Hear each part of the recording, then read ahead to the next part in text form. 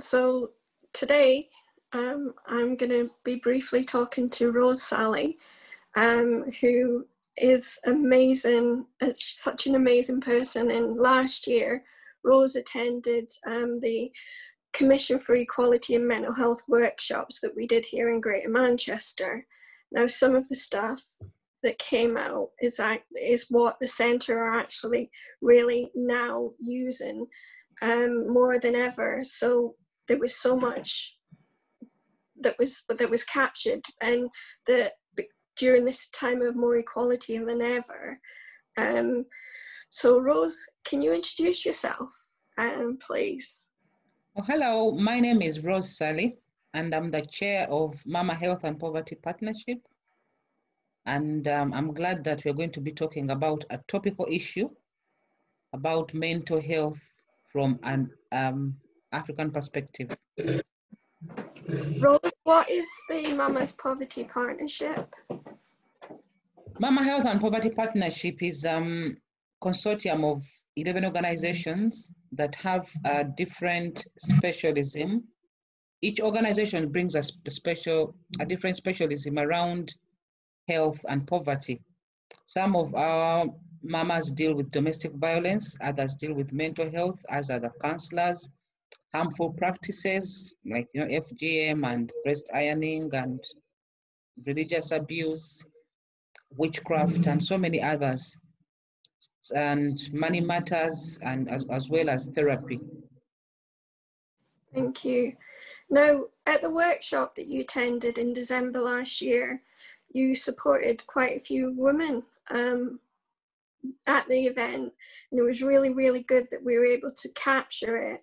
And one of the things that I've been so conscious of is now, with this uncertain time that we find ourselves in, I guess it's more magnified now more than ever, the inequalities that Black women are experiencing. So is there anything that you can sort of say that really stands out for you and you really want people to do something about? I think for me, it's the fact that mental health is a very serious issue, and there's a lot of stigma and lack of understanding of what it is in our communities, because some of the things that happen do not even have a name, and whatever happens to somebody, it is attributed to something. For example, postnatal depression doesn't exist, depression, dementia, all those things are attributed to either somebody being a bad person, they're attributed to somebody being bewitched or a punishment from God. And people who experience them suffer a lot because there's no solution and no space to bring them up in the community. One of the things that I'm always so thankful for you for is you're so inclusive. It's not just African women that you welcome in the mill. I remember a few months ago there was a Portuguese family that couldn't speak a word of English, and they came there, and it was just the warmth and everything. And you then got the young girl into a school. She couldn't speak a word of English, but through the sense of community in that, and then also during lockdown, I know that one woman was walking up and down the main road and calling you, and she couldn't speak English. How can leaders actually do something about those type of things that you're living day in and day out? I think for me, it's a matter of engaging with community organizations, because when we start doing what we do it because we've lived it or because we are passionate about it. So that's our agenda in the whole thing. So it's a matter of statutory organizations engaging with us to enable all these people to be reached, because there's nobody who is hard to reach.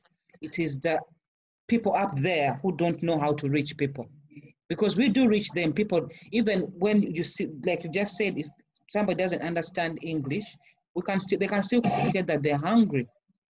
So it's just a matter of people understanding people's needs. People up there understanding local people's needs and being able to engage with us to address the needs. I was just going to jump in. That's really interesting, Rose, because it is something that we talk about quite a lot in our upcoming report for the Commission. And I mean, what do you think is needed to really help local government and national government to really actually engage with communities? Because it sounds like a lot of the people that you are meeting the needs of aren't having their needs met by kind of local statutory services. How would you say that they need to engage? What would that look like? I think the first thing would be they need to do is take us seriously, because we are quite capable of understanding the needs of our people. We have reached out to whoever we think. We've reached out to the commissioners, we've reached out to the policymakers, we've reached out to the local authorities. So it's time to take us serious and listen to what we're saying, because if they do, then the numbers of Bami people, for example, going through the issues around COVID will come down, because we'll be able to reach people who need to understand, for example, the guidelines. There will be people who won't understand English. There will be people who will not have a tele, but have a network around them. So I think for me, it is for the commissioners, local authority, and everybody else accepting our own take on things and taking us seriously and taking it on board. Rose, I recently signed an open letter that the mamas presented to Andy Burnham. What has he since then done with that letter? Well, Marsha, this morning I got the good news that it's going to be published just this morning. So I don't know yet what that means or how far or where that will take us. But I know it's a good thing that the mayor is agreeing and accepting that what we have stated in that letter is something that he's going to take to his communications team. So yeah, that's where we are this morning. We got that email from Anne. It's really good, and we want, well, me more than anything, want to try and make sure that the various mama groups are set at the table when the decisions are being made. And then lastly, I just want, if you had like one, there was another thing that I've always been really amazed with you, Rose, is you're also always saying, it's not just women that get beaten up, what about the African men? And you're also sort of trying to make sure that there's services provided for African men as well. And that is something that has always made my heart grow bigger for you for doing that. So thank you. Yeah, well, because the same issues that affect women affect men. And sometimes, for example, if it comes to domestic violence and mental health, men are supposed to be macho in the community. So you're not allowed to cry, you're not allowed to show your feelings, and you're there to protect your family. But if you're going through something mentally, you're not in a good place to protect anyone. You need to protect you first. And if you're being battered by your wife, you need to share it with someone. And there's no place as well in our community for men to do that. So as mamas, we want to see and ensure that even our men are looked after, because if we produce good sons and they become good men, they'll be good husbands and good people in the community. Thank you. Now, just before we wrap up, is there anything that you would like to stand out at, at the Commission? Can we maybe read something out from you, maybe? I don't know. Yeah, just to say that we are very grateful for your support, Marsha, and the Center for Mental Health, because I spoke to Jenny, is it Jenny?